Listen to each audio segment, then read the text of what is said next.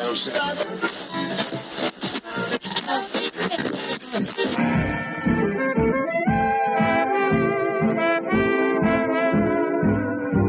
is the Relic Radio Show, old-time radio entertainment still standing the test of time, from relicradio.com.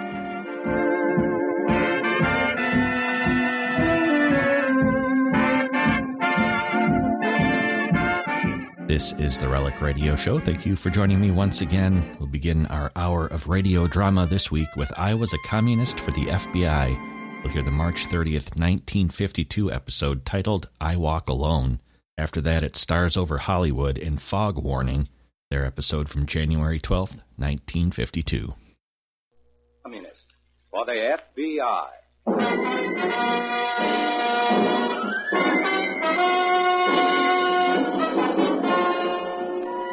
Starring Dana Andrews in an exciting tale of danger and espionage. I Was a Communist for the FBI.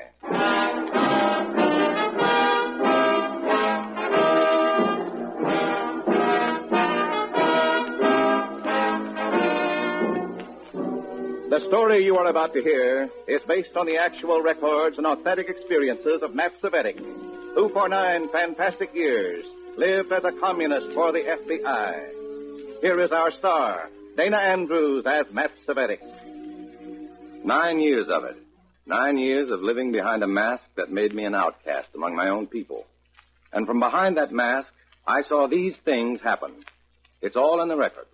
The story and testimony of my 9 years as a communist for the FBI. In a moment, listen to Dana Andrews as Matt Savetic.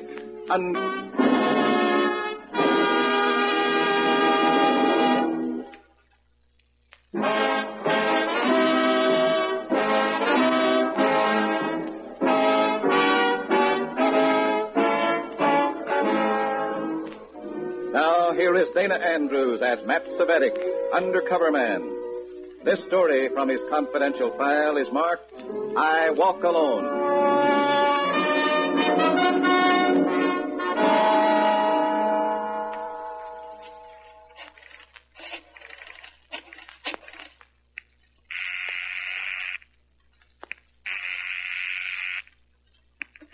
Hello? I'd like to speak to Mr. Lawrence, please. Mr. Lawrence, Dick Lawrence. This is Dick Lawrence. Oh, this is Chuck. Chuck, how are you? Haven't heard from you. Haven't been able to get near a phone booth. Something doing? Will you be in the office after midnight? I could be. I may have something after the meeting tonight. Big? Some guy imported from Moscow or Bucharest is going to address our cell. He's supposed to have gotten his boot training practically with Uncle Joe himself. I'll call you right after the meeting breaks up and... Oh, honey, I don't know when it'll break up. These shindigs last. Huh? It's probably too late to do much anyway. Well, how about dinner Monday night and a show or dancing or something? I get it. So long. Monday? Monday night okay? Okay, honey. It's a date. Bye. Going someplace, Matty? Oh. Hiya, Simon. I was having a sandwich at the soda fountain. Saw you go into the phone booth. Yeah, just calling a girl. Yeah, I came over to ask you to join me for a bite, and I couldn't help catching the end of it. Go back and finish your sandwich. Oh, what's the matter, comrade? You saw her? You knew I was talking to my girl, and you stood there and tuned in. I have a private life, you know, Simon. Private life? After all these years in the party? Come on. I'll walk with you to the meeting, comrade. Go together.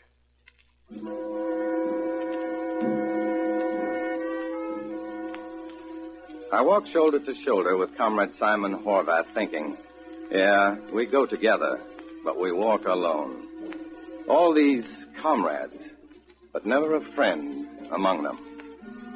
We go to a piano studio on Pine Street. We're the last to arrive.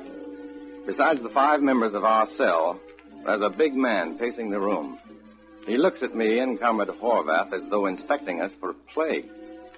He looked like real trouble to any decent, hard-working undercover man. Comrade Helen Worth makes the introductions, and the big man's name strikes some kind of chord with me. Comrade Rivchenko, Comrade Horvath and Savetic. Comrade Rivchenko. Comrade Rivchenko. Oh, weren't you assigned to the Cleveland problem? Was I? Plugging secret information leaks. Plugging them poorly, it would seem. Sit down, now. I have here 3 copies of a most important letter. Comrade Savitic. Yes, comrade. Secretary of the American Slav Congress. That's right. Take this copy of the letter. Commit its contents to memory. When you've done so, return the letter to me. Yes, I understand. Here. Do not read it while I'm speaking. Sorry. Copy for Comrade Helen Worth. Thank you. Comrade Wilson. Now, briefly first. Yes, Comrade Savitic, I was assigned to the Cleveland problem. I'm sorry if I've been out of order, comrade. There have been serious information leaks to the FBI. Only in Cleveland? Everywhere. However, my visit is not relative to that matter, at least not exclusively. Those letters contain the names and assignments of several highly trained comrades assigned to vital industries in this area.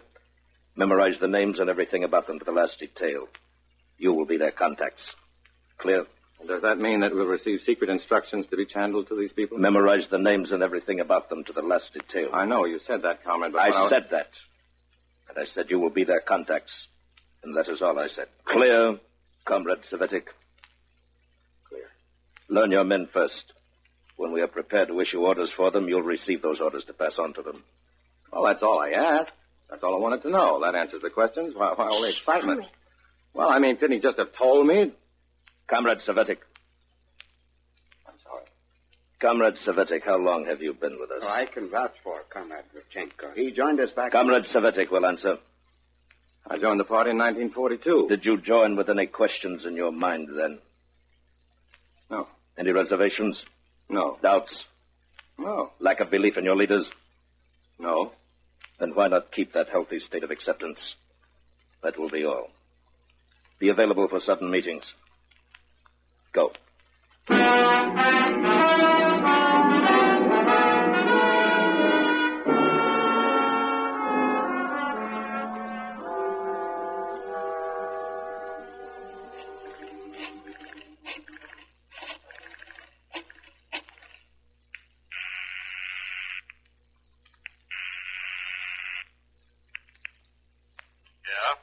Mr. Dick Lawrence, please. Lawrence speaking. Chuck, Go ahead. I can't talk to you over the telephone. You want to meet me someplace? No, I've got to be on call. I'm mailing you a letter along with my report. What letter? I can't talk. It'll knock you on your face, that's all. Use the new mail drop. Yeah, I know. Only look, read the letter, copy it, or photostat it, or whatever you want to do, and get it back to me quick. About a couple of days. As soon as you can. I've got to give it back in a hurry. I heard you. A gold mine of commie saboteurs. Nuggets of no good.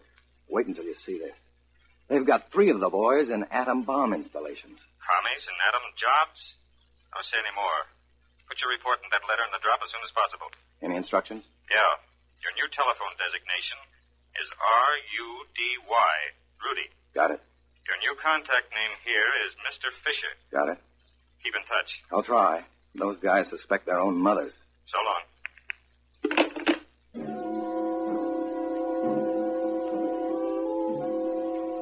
I go back to my room at the hotel. I'm supposed to be living with my folks, but my folks don't want much part of the son who turned commie and disgraced the family. That's the way it is. I type out my report, sign my current code number, enclose Revchenko's letter, and address it to the new drop, a little barber shop in the Golden Triangle where it'll be picked up by an FBI agent. I go out to mail it, then come back to my room and bone up a little on the Communist Manifesto to look sharp to Revchenko. And then I go to sleep. In the morning, I go out to breakfast. Hey, Matty. My heart jumps. Comrade Horvath. Has he seen me come out of the hotel? Good morning, Comrade. Hello, Simon. What were you doing in the State Hotel just now? I'm peculiar. I eat. I was in the coffee shop. Don't you eat breakfast at home? No, I don't hang around home very much. You know that. My folks don't like a communist in the family. Time they get used to it. Yeah, it upsets Mother, when you know how it is. No. How is it? Well, after all, she's my mother. A nice bourgeois sentiment. And that's why I don't like the party to call me there. The family takes messages for him, but they sure don't like it. They took one for you this morning. What? Didn't they tell you? No, I left pretty early. What time? What time did you call? I didn't. You just said that you could... Revchenko called. What for? He's calling back all the letters. Well, he just issued them last night. He figures overnight to study them is enough. Oh, when does he want the letter? He wants it 2 hours ago. Well, I don't have it. Huh? Not on me, that is. I don't carry it around. It's home. I'll go home with you. Well, I better call home first. All right. There's a drugstore. I'll go with you. Why don't you go back and tell Revchenko I'll have the letter for him later today, this afternoon. Let's see if they found it. Back home. All right. I'll phone him. I'll go with you.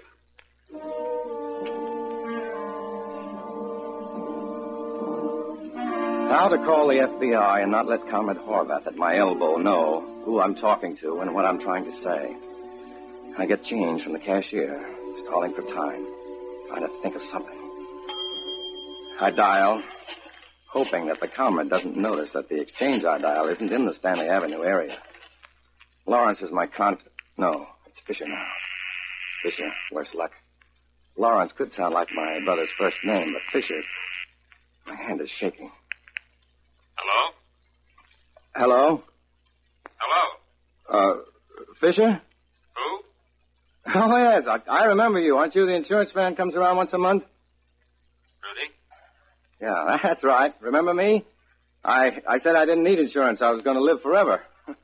Well, now I don't know. What's up? Is Mother there, Mr. Fisher? Go ahead. I had an important letter yesterday. Will you ask Mom if I left it on my desk or someplace around? I need it urgently. So soon? You said 2 days.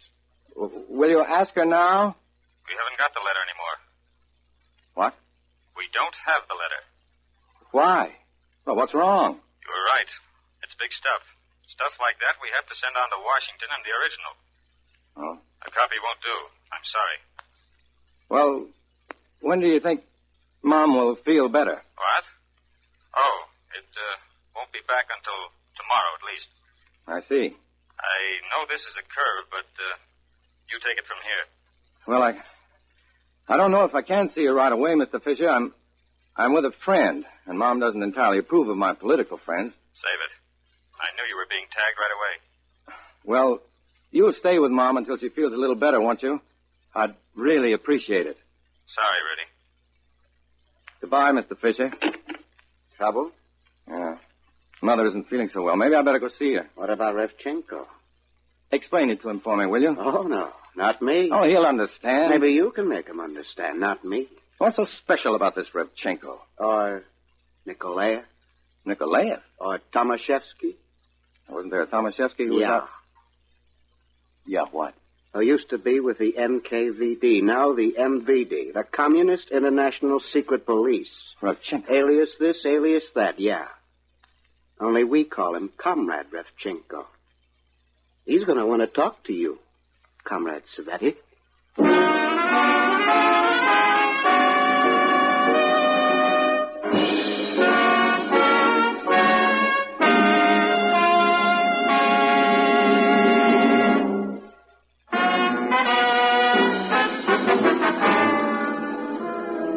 Now back to Dana Andrews, starring in I Was a Communist for the FBI, and the second act of our story.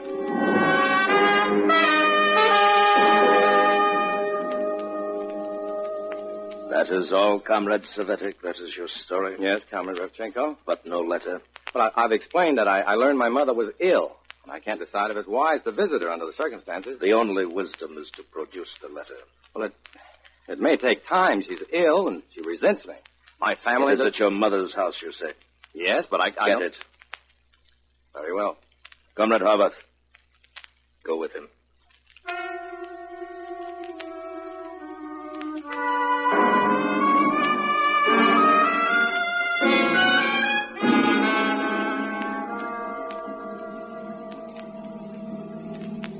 Hey, the first house past the lamppost, driver.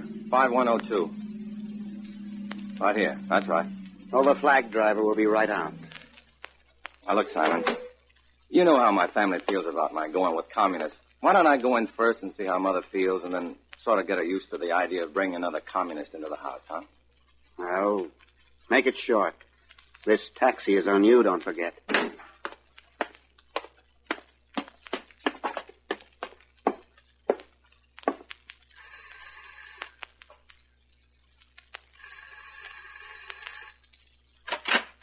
Oh. Hello, Mom. Oh. Come in, Matty. Who waits outside in the taxi? He's a friend of mine, Mom. Friend. Mom, I've come to ask a very big favor of you. Oh, you got some trouble, yeah.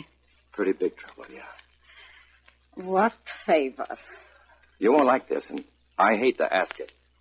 I want you to tell that man in the taxi that you think you burned a letter of mine you found around yesterday. I should lie for you. I said you wouldn't like it. You left the letter I found yesterday, and I burned it. And remember, it was in a yellow envelope. In yellow envelope. You didn't read any of it, naturally. This much at least is true. He knows you don't like communists, so it'll look all right if you're unfriendly to him. Mom? Oh, that's Tip. Oh, hello, Mom. Who's that in the taxi outside? Hello, Tip. How have you been? Who's the guy in the taxi, Mom? I said hello, Tip. One of your crummy friends? He wants to talk to Mom. Mom doesn't want to talk to him. Yes, Tippy. Why? Now, keep out of this, Tip. Why should I? Just keep out. Will you keep out of it? You don't know what's going on, so keep out. I don't know what's going on. No. Oh, boy, I don't know what's going on. I'll call Simon in. Stay where you are, Matt. Tippy, he's your brother. He's in trouble. If he's in trouble with his chums, he asked for it. If he's in bad with the cops or the FBI, let his chums get him out of it. Huh, Matt? Simple, elementary, wise guy? Tip, he's your brother. He's not my brother while he's their comrade. Look, Tip, we've had this out before. Comrade. I'm in a jam, all right. I want out of it, and I won't bother you again. Just this once, and I won't disgrace you anymore. Get out. Tip, he's older than you. And in the old country... In the old country? This is the new country. This is the country some of my buddies got hurt and killed for, and this here... This... What's it, Tip? What's it? Boy. You have to start something every time, don't you? You're lucky the rest of the family's at work. You know Mom isn't well, and you start something. Mom isn't well, oh, brother. Please. You're the one to holler Mom isn't well. Why isn't she well? No, that's a beauty, all right. You're the one to talk. No, Tip. I'm all through talking. Mom isn't well. Sure she isn't well. Oh. Sure, you're killing her. Please. Now, get out! Get out before I hurt you. That's fine, Tip. Go on. All right, Tip. I wouldn't want my kid brother to hurt me. All right. Goodbye, Mom. If that's your comrade, tell him we aren't having any. All right, hothead. You're the big man today. Matty, tell your friend to come in. Thanks, Mom. You'll excuse me. Won't you, comrade? He looks swell in that Navy uniform, doesn't he? Matty, answer the door.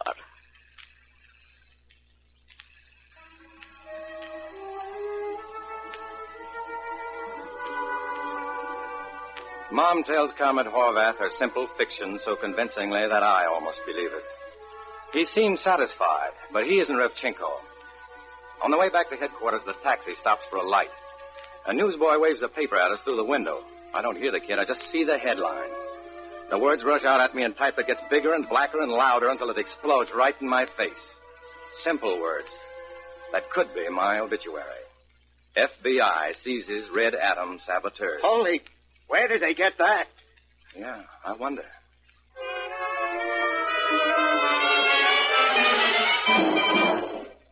You still insist that the letter was burned, Comrade Savetic? That's what I say, Comrade Revchenko. And that's what my mother told Comrade Horvath. Sure, she said it, and it sounds good. I wasn't at the cremation, however. How do you account for this story in the newspapers, Comrade Savetic? I don't know. You don't know? We have leaks in the organization. He doesn't know, Comrade Horvath. Huh? Yes, Comrade Savetic, we have leaks in the organization. We try to plug them the best way we can. Copies of this letter went to 3 of us. Why aren't you grilling the other 2? One at a time, Comrade. And one thing at a time, and first things first.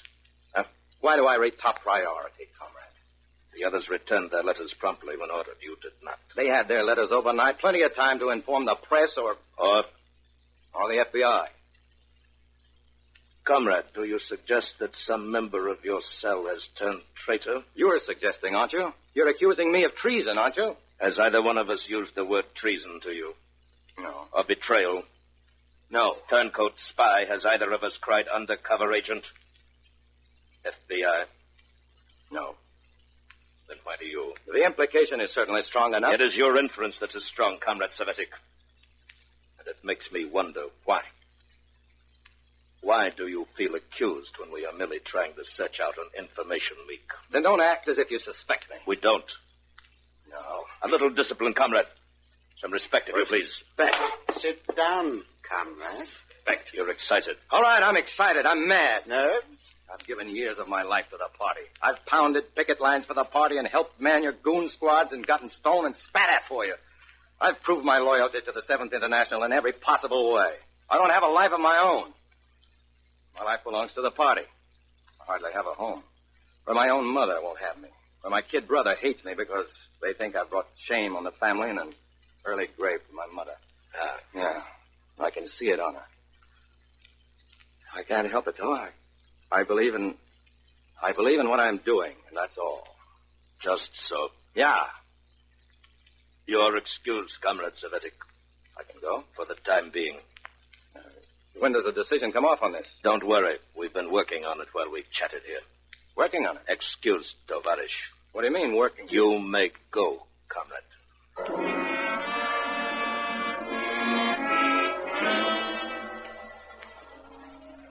I leave. I'm not kidding myself that my outburst of indignation has fooled anybody. Maybe. But I know it will hinge on the work they were doing while we chatted, whether I get disciplined or not. Call it discipline. I don't dare go to my hotel. I know I'm being watched. I've got to go to my folks' home on Stanley Avenue because that's where the comrades think I live. So I go home again. Call it home.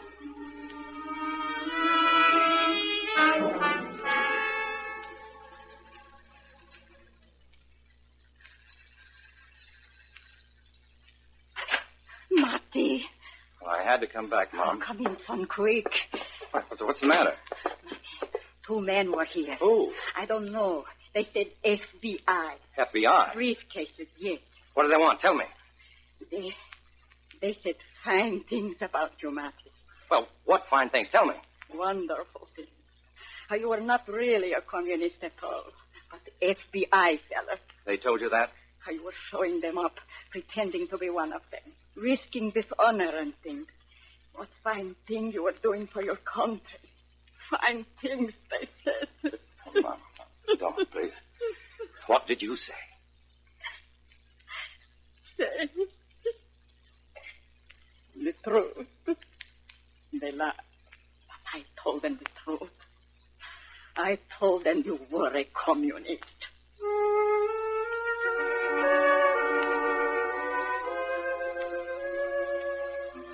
She told them the truth. I'm glad she didn't know the truth. And this was why the FBI had told me never to tell anybody that I was a communist for the FBI. Least of all, my own mother. Because one day, two nice men with briefcases would come along and pay their respects to Mom and tell her what a fine job her son was doing for the FBI, pretending to be a commie. And Mom's heart would burst with joy and relief and pride, and she'd fall for the two smiling communist agents and their nice briefcases and FBI credentials. And her son would die in the gutter or some stinking black waterfront, or just disappear. That's how it would be if Mom ever knew the truth about me. I told them the truth, but I pray to God that they were right. But they were wrong. I'm sorry, Mom. Wrong, those two communists. You knew. Who else would say such lies to me? I'm sorry, Mom. That's the way it is, though. Goodbye, Mom. Marty. Yeah? Call me up once in a while, son. Yeah.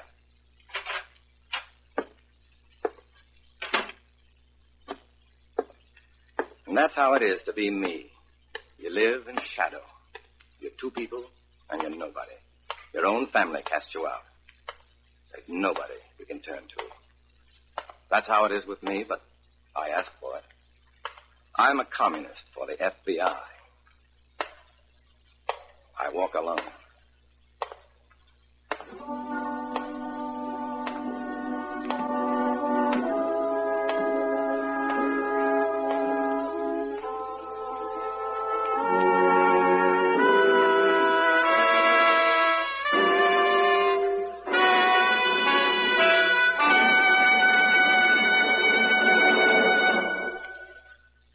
Our star, Dana Andrews, will return in a moment.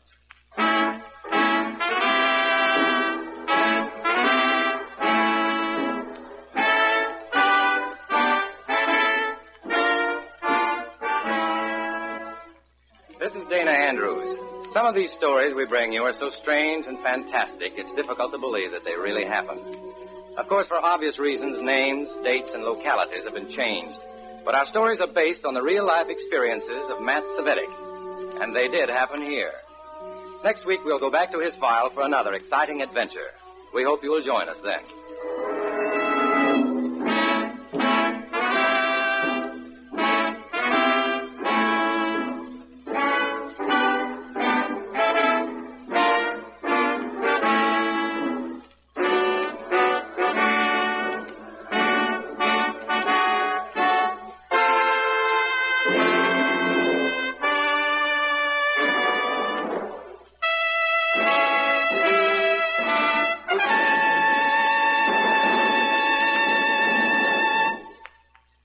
This is Cameron Mitchell with a welcome to Stars Over Hollywood, presented by Carnation Evaporated Milk.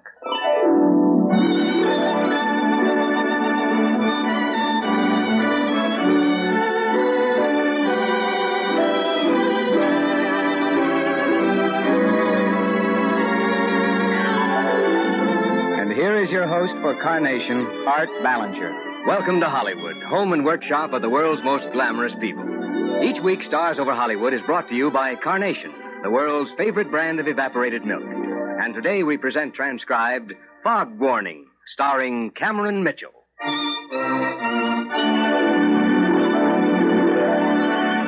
Ladies, when you buy milk, remember that no other kind of milk has as many uses as Carnation. Carnation for cooking.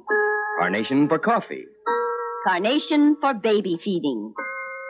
Good, good, good. For milk that's extra good, you should get the brand that's called Carnation. Rich, rich, rich. For milk that's creamy rich, you should get the brand that's called Carnation.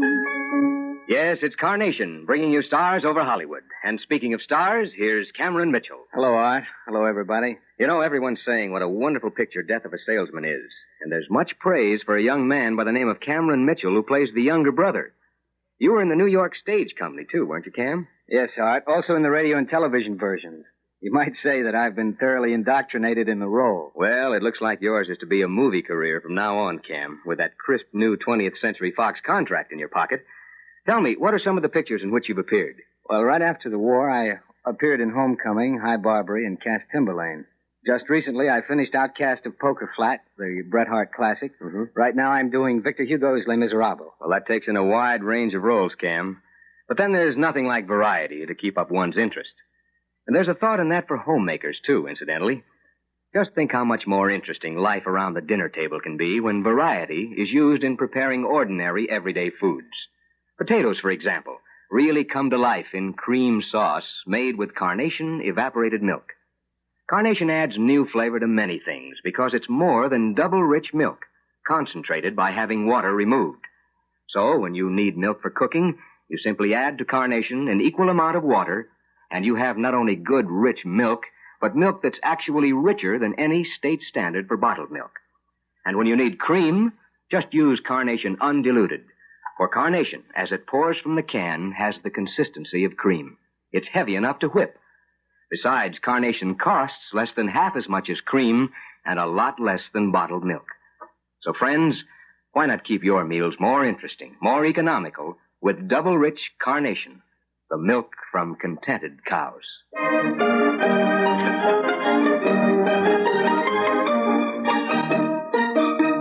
And now, Act One of Fog Warning, starring Cameron Mitchell as Dino Coletti.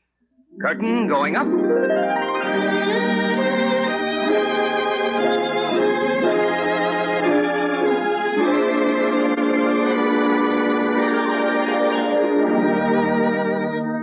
When a blanket of fog spreads itself over the rugged Monterey coastline, fishermen usually have only two choices. If they're in the harbor, they stay in. If they're at sea, they sail as far away from the treacherous coast as they can. But Dino Coletti, skipper of the fishing boat West Wind, seems to have found a third choice. He and his partner, Mike Russo, are an hour out of Monterey with a hold full of fish when the fog closes in on them. It's getting pretty thick, Dino. Maybe we should lay off until this afternoon and might live. You're getting cautious in your old age, Mike. Don't you trust me? Just like I trust my own son, but I don't trust the fog.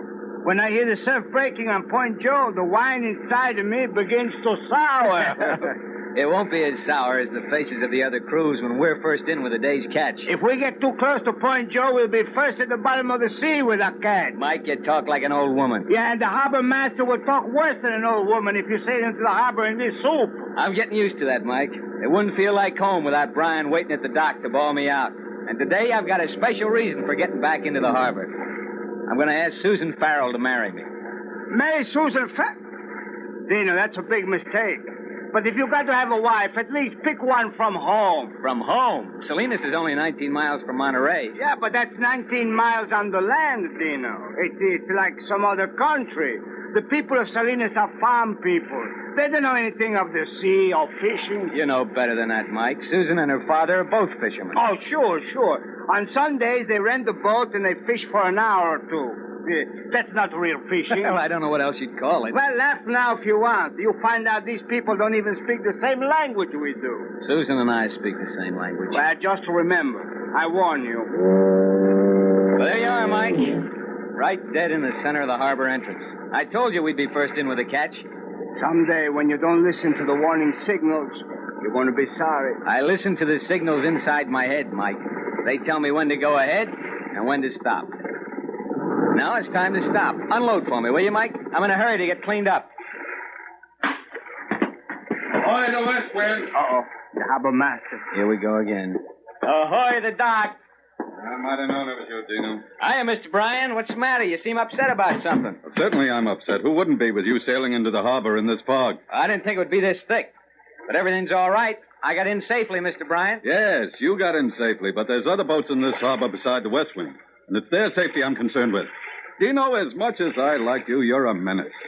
The next time this happens, you're going to lose your license. I'm sorry, Mr. Bryan.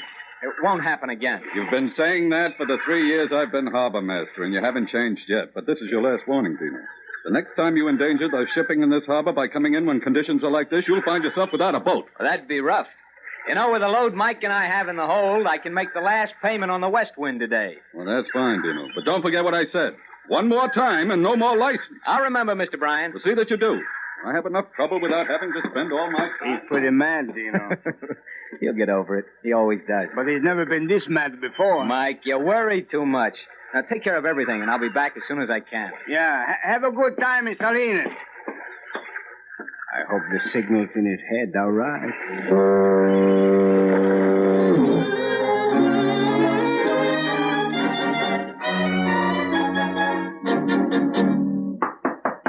Anybody home? Hold your horses, young man. I'm coming as quickly as I can.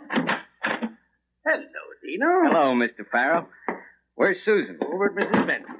Our radio went out of whack, so she went over there to listen to the weather reports. She shouldn't worry about me. I'm a better sailor in the fog than I am in fair weather. Now, you'll have to convince her of that, lad, if you can. I hope to convince her of that today, Mr. Farrell. With your permission, I'm going to ask Susan to marry me. Ah, Dino, my boy, that's wonderful. But, frankly, it isn't much of a surprise. I expected it long before this. Well, I wanted to wait until my boat was paid for, Mr. Farrell. And today, when the cannery pays me for my catch, I'll be able to make the last payment. Good boy, Dino. And, say, now that you're almost one of the family, how about letting me in on a secret? If I can, Mr. Farrell. Well, Dino, I've been fishing off this coast for 20 years, and I still haven't caught a really big fish. Now, you know all the places. Where can I get the biggest halibut Monterey has ever seen? That's a pretty tall order, Mr. Farrell. I don't know where you can get the biggest halibut, but I do know where there are some pretty good-sized ones. I knew it. Where, boy, where? You know where Point Joe is? Yes. Well, about 20 yards off Point Joe, there's a sandy bottom. It's a pretty deep hole with rocks all around it. You might lose a few hooks on the rock, but Once you find it, you'll get your big fish. Dino, you've made me the happiest man in Salinas. I'll take Susan out there next Sunday and... Dino, I'm so glad you're here. I've been worried all day. Oh, about a little fog? A little fog. I couldn't even see the tops of the mountains between here and Monterey. Well, you won't be thinking of mountains when you hear what Dino has told me. Oh? Oh, I just told him where I thought he could catch a big fish. That's not all. But I'd better go clean up my tax. I can't wait. Now, what have you two got up your sleeves? From the expression on your face, it's something more important than catching fish. To me, it's the most important thing, Susan. Well... Dino, what are you trying to say? Susan, will you marry me? Dino, We can buy a little house near the bay and... Oh, Dino, please. Susan, what's the matter? I thought you loved me. I do, Dino, I do. It's not as easy as that. Ever since we met, I've been waiting for the day when you'd ask me to marry you, but now I'm frightened. Frightened? Of what? Of the fog, Dino. I'm frightened for myself when I think of what might happen to you out there. Oh, Susan, you're making something out of nothing. I'll tell you a secret about the fog. When I can't see, I use a trick my father taught me when I was a kid. I listen, and by the noise of the surf and the sound of the foghorns, I know exactly where I am. That sounds wonderful, Dino. Well, Susan, if you were out there with me, I could make you understand there's nothing to be frightened of. How can you say that? Every year, fishing boats are pounded to splinters on the rocks. I've been on the docks and watched the wives waiting for men who could never come back. Can't you understand what would happen to me, Dino? But I've tried to explain, Susan. The fog doesn't bother me, and if it did, I couldn't stop it from rolling in when I was fishing. You don't have to go fishing, Dino. But that's my work. That's how I live. There's other work, less dangerous work. Susan, do you realize what you're saying? You're asking me to give up everything I've worked for, everything I've lived for since I was old enough to crawl around the deck of my father's boat. It's my whole life. But it's not my life, Dino, and I don't want to make it my life. It would be easier for me not to have you at all than to have you and live in the constant fear that at any moment I might lose you. You're being childish, Susan. And you're being stubborn and selfish. Well, if that's the way you feel, I might as well leave. That's the way I feel, Dino. I guess Mike was right when he said we didn't speak the same language. Goodbye.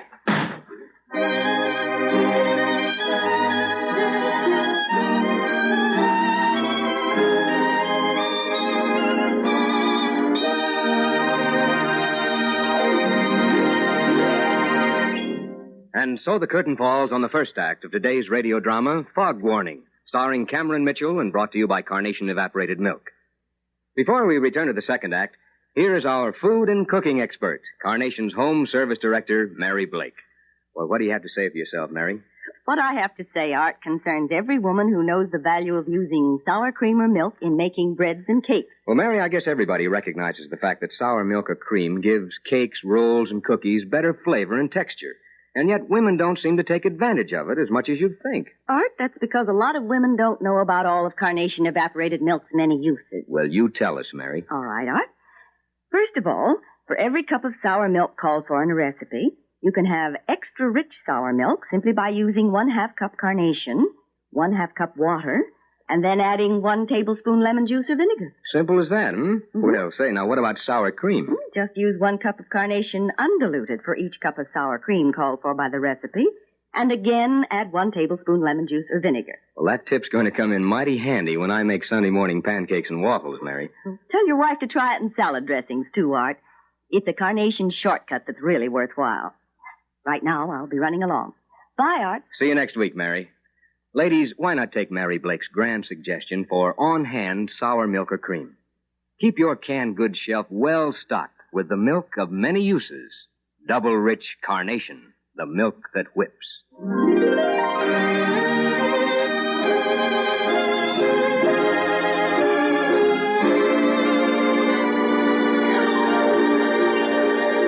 We return now to the second act of Fog Warning, starring Cameron Mitchell in the role of Dino Coletti. Because Dino Coletti, a commercial fisherman, has refused to give up his fishing, Susan Farrell will not marry him. She thinks his work is too hazardous. For the past 2 weeks, Dino's boat, Westwind, has been tied to the dock in Monterey Harbor. And Mike Russo, Dino's partner, is worried about Dino's lack of interest. For 2 weeks you've been sitting here, Dino. Ain't you going to fish no more? Sure. Sure, I'll be going out, but I don't know when. I thought with the west wind paid for, we'd be going out every day. That girl, she did this to you. Don't try to blame anything on Susan. Okay, Dino, okay. Don't get sorry.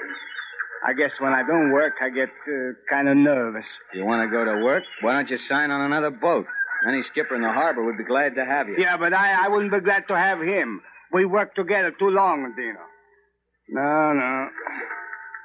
Well, I think I get a job on the beach. I mend nets or something. Mend nets? I'd like to see that. When the fish started to run, you'd go crazy. You're not for the beach, Mike. You're for the sea and fishing. And you, Dino, what are you for? Tied up here at the dock while every fishing boat in the harbor is bringing in record catches? Is that what you're for, to watch while others work? All right, Mike, all right. Anything's better than listening to you rave. Tell you what I'll do. I'll go out and buy some new jigs while you gas her up and get her ready. We'll go out tomorrow morning. Dino, you mean it? We're going to fish again? If we can get her ready in time. Oh, we get her ready. She'll be shipshape before you get back. Oh, solo mio.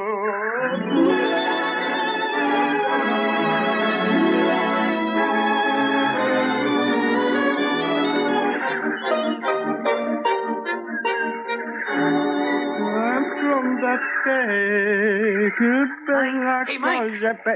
Oh, fair. What do you want? Susan's on the wall. I don't want her to hear. Where's Dino? He's not here. Will you give him a message for me? Maybe I will, maybe I won't. Your daughter caused a lot of trouble for Dino. Now he's just beginning to feel better. I won't tell him anything to make him feel bad again. Oh, don't worry. This will fix everything. Tell him that Susan and I are going fishing today. Going fishing? Now, what does he care? He'll care. Tell him I'm going to get that halibut he told me about. Tell him we're going to stay out until I get it, no matter how long it takes. Okay, I'll tell him. But don't forget, I'm going to get that halibut he told me about, and Susan and I are going to stay out until I get it. Okay, I'll tell him. Good. Be sure he gets the message just the way I told it to you. And thanks. Yeah. I never heard anyone get so excited about catching one fish before. He must be crazy in the head.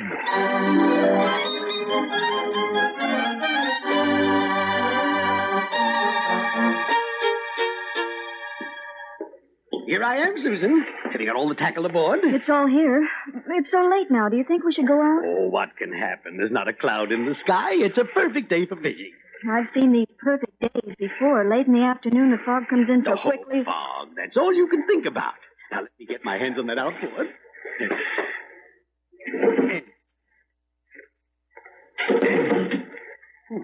till I prime it again. Now, let's see. Well, I'll try it again. Now. There we go. Sailing over the bounding main, and many a stormy wind will blow.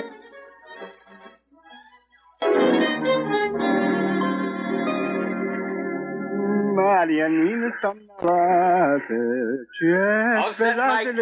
Oh, yeah. All set, Dino. Plenty of gas, plenty of water. All we need now is plenty of fish. We'll get those tomorrow. We'll fill her so full she'll come back in like a submarine. That's the way to talk. Now, it's just like old times. Ahoy, West Wind. Hiya, Mr. Bryan. Hello, Dino. You figuring out fishing again? Yeah, I sure am. When do you plan on going in? Tomorrow morning. That's good. With the bank of fog coming in, it'll hit us in about an hour. I can smell it. And if my nose is any judge, it'll roll in sooner than that. Just don't get any ideas, Dino. What do you mean? Remember what I told you 2 weeks ago? It still holds. I remember. The West Wind is paid for now, and I'm not going to take any chance on losing it. I just thought I'd remind you. If you endanger the shipping in this harbor again, you can kiss the West Wind goodbye. You don't have to worry about me, Mr. Bryan. I hope not, Dino. I hope not. Mr. Bryan sure can stay mad a long time, huh? Yeah, I guess he has a right to, Mike.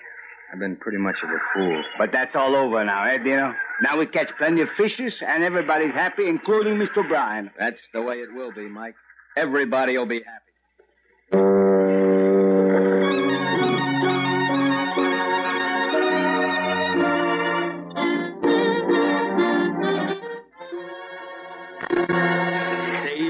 Sailing over the bounding main, and many a stormy wind. Wait, hold it. I'm going to strike. Nope, just another false alarm. Dad, don't you think we should go back? I don't like the feel of the weather. It's getting cold and damp. Just a little while longer, Susan. There's a big one down there, and I'm going to get him. But, Dad, look out to sea. The whole horizon has disappeared. Oh, that's nothing but your imagination. It'll be clear until sundown. I hope you're right. What Whatever made you come to this spot so far from the harbor? We never fished so close to Point Joe before. Oh, just a hunch.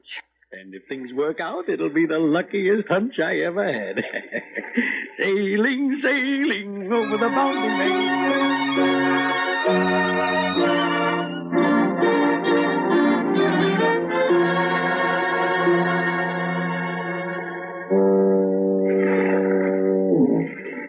You got a good nose, Dino. The fog came in fast today. And it'll be thick as mud until morning. That was Sir Farrell right. He'll have a tough time finding his way back. Farrell? Did he go out today? Yeah, a couple hours ago. Oh, I forgot. He gave me a message for you. What kind of a message? Oh, I don't know. Something about a halibut. Let me think. Halibut? Yeah. Yeah. He said to tell you he and his daughter were going to stay out until he caught that halibut you told him about. He and Susan. Is she out there with him? Oh, that's what he said. Oh, he must be crazy. If they try to come back in, they'll pile up in the rocks, and they can't stay out there all night. Well, it's his own fault, Dino. There's nothing you can do about it now. Oh? I can go out there and get him. Dino, you can't. Brian will see that you'll never fish again. There are more important things than fishing. Now cast her off.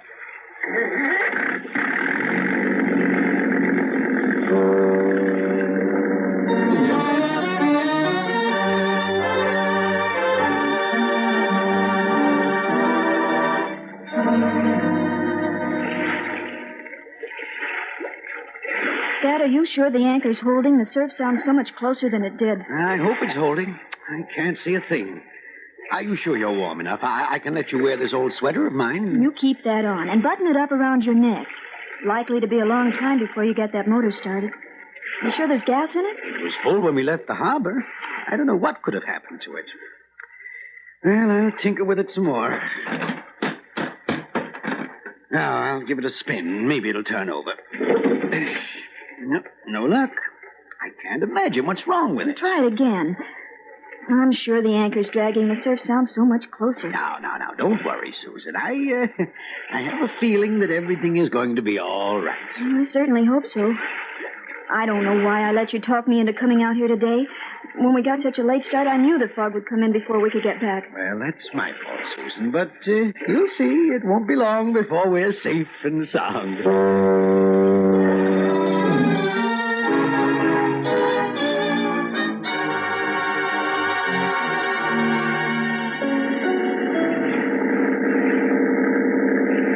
Now you really did it, Dino. You'll never be able to talk Brian out of it this time. Oh, that doesn't matter.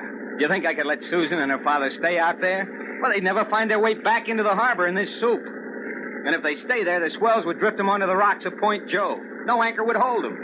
Why didn't they come back in when the fog started to settle? Well, the old man said he was going to stay out until he caught that fish. Even if he knows better than to stay out until that fog is so thick that... Wait a minute. Listen. I don't hear that. Hold it, quiet. We're almost off the point. I'm going to run by it once. If they hear our motor, they'll call out. Dino, don't take any chances. If you run around a rock, the bottom will rip out of it just like a wet paper bag. It's a risk I'll have to take. Now, don't talk. I got to be able to hear the surf.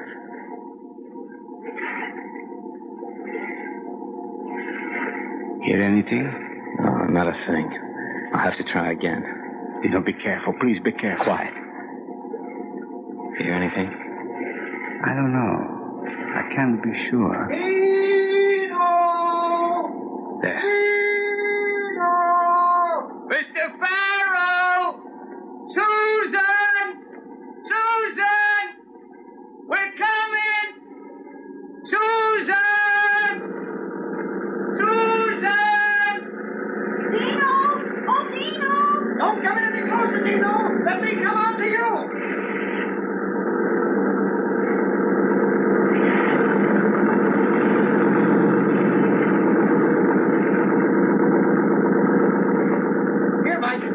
Okay. Show us the rest of the way home. Give me a hand, Susan. Careful now. Oh, there you are. Safe aboard. Oh, Dino, how did you ever find us? Oh, it was easy. Remember the trick I told you about? It wasn't so easy. If your dad hadn't been able to start that motor, we all might have gone under rocks. Well, how did you finally get it started, Dad? Oh, I just turned on the ignition. Dad. Well, I had to do something so you two would find each other. Now that I've found you, I'll never let you go again. Oh, Dino.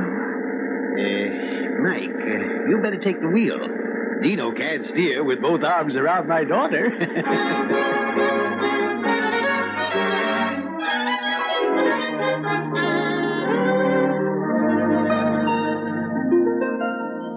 So you see, Mr. Bryan, it was all my fault. If I hadn't meddled in my daughter's affairs, this wouldn't have happened. I understand all that, but I still have my duty to perform.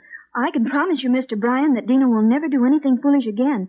And perhaps I have more influence over him than you have. I think you have, young lady.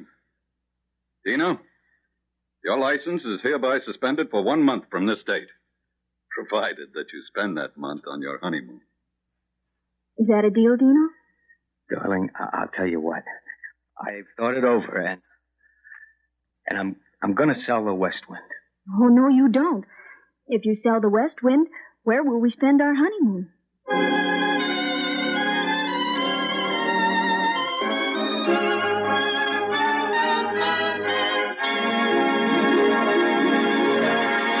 And so the curtain comes down on the final act of Fog Warning. This week's Stars Over Hollywood show is presented by Carnation Evaporated Milk and starring Cameron Mitchell. In just a moment, we'll have news about next week's show. Meantime, how about a curtain call, Cameron Mitchell? Right here, Art. Nice going, Cam. You're batting 1,000 as usual. Well, now, that's a compliment that means more to me than you think, Art. Oh, I've heard all about your semi-pro baseball career, Cam, and frankly, I envy you. That's the sort of background any father would like to be able to tell his son about. Sons, Art. I have 3, you know. 3 boys. Well, that takes care of the outfield. Sure does. The youngest isn't quite so active yet. He's only 2 months old. Right at the carnation stage, eh? That's right. Well, don't you worry. He'll be the most active kid in the block. Carnation Evaporated Milk will see to that. It's so full of bodybuilding milk minerals, plus important vitamin D, the sunshine vitamin. And while your boy is still in the baby stage, Cam, there's so much comfort in knowing Carnation is safe.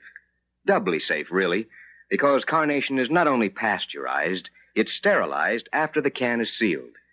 Yes, and heat-refined Carnation digests ever so easily in babies' delicate systems. So you can see why 8 out of 10 mothers who use Carnation say their doctor recommended it. Carnation is the milk every doctor knows. And as every listener knows, your performance today was great, Cam. We want you to take home this bouquet to your wife, a worthy Carnation mother. These red and white carnations are just like those pictured on every can of Carnation Evaporated Milk. Thanks very much, Art. Now, how about telling me what's on for next week? Well, next Saturday, we're going to have as our star of the day Miss Deborah Paget, one of the loveliest and most talented young stars in Hollywood. You can say that again, Art. Miss Paget is the young lady I fall in love with in my current picture. What's the story about? Well, it's about the beauty in the brain, and that's the title, Beauty in the Brain. And to make the story even more intriguing, it takes place in Hollywood. Now I'm even more than interested. I'll be certain to tune in next Saturday to find out how Deborah Paget makes out. But now it's goodbye, everyone. Goodbye, Cameron Mitchell. Mr. Mitchell appeared through the courtesy of 20th Century Fox Studios, whose current release is the Technicolor production Red Skies of Montana. The story on today's Stars Over Hollywood was written by Frank Edmonds.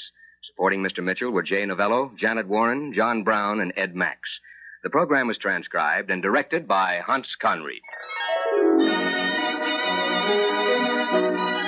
Ladies, when you shop for groceries today, be sure to have Carnation, the world's favorite brand of evaporated milk, on your shopping list. No other kind of milk has as many uses as Carnation. Carnation for cooking. Carnation for coffee. Carnation for baby feeding.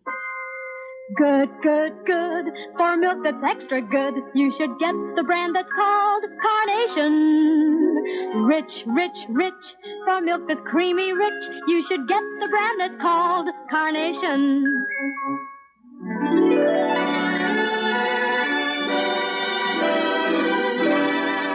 And now for the Carnation Company and Stars Over Hollywood, this is Art Ballinger suggesting that you be sure to listen next Saturday for Deborah Paget in Beauty and the Brain.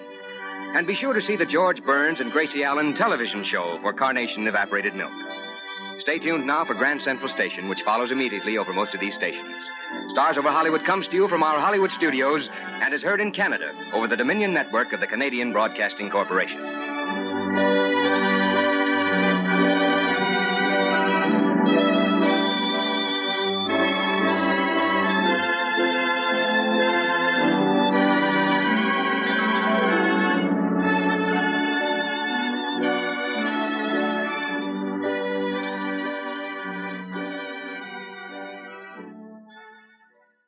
That's the Relic Radio Show for this week. Hope you enjoyed it. Don't forget to visit the website, relicradio.com, for thousands of other old-time radio episodes, all the other podcasts, our Shoutcast stream, and everything else we have going on. You can donate through the website as well if you'd like to help support this and all of the shows. It's how this is all made possible, how it keeps coming to you every week. My thanks, as always, to those who have helped out. Thanks for joining me today. Talk to you again next Tuesday with another episode of the Relic Radio Show.